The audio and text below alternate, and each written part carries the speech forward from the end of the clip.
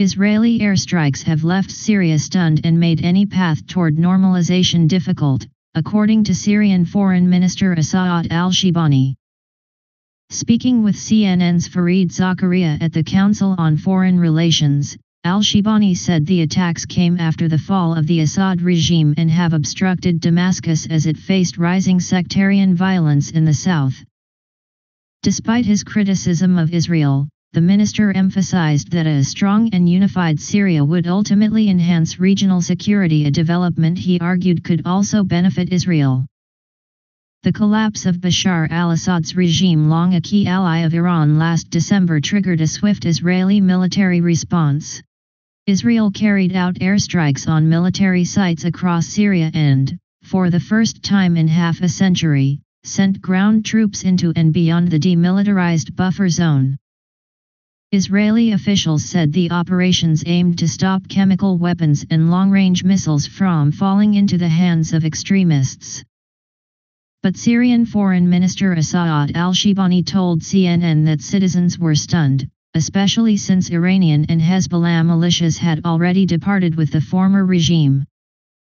"We are no threat to anyone in the region, including Israel. Yet our new policies of cooperation and peace were met with threats and strikes," Syrian Foreign Minister Asaad al-Shibani told CNN. Asked about the possibility of normalizing ties with Israel, al-Shibani said, "To talk about normalization and the Abraham Accords is a bit difficult," referencing the 2020 agreements that opened relations between Israel and 3 Arab nations. Sectarian violence has intensified since the fall of the Assad regime.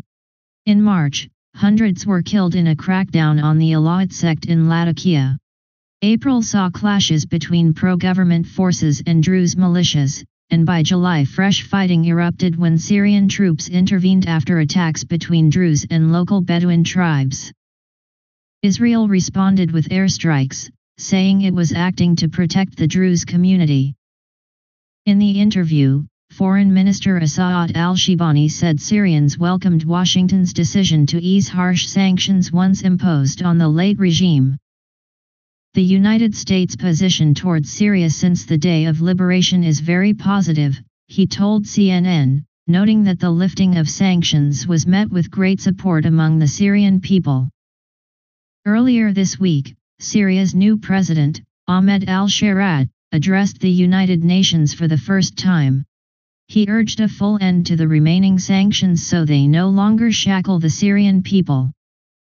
Al-Sharaa, a one-time jihadist, recalled the Assad era as a time of injustice, deprivation, and oppression, declaring, "Then we rose to claim our dignity."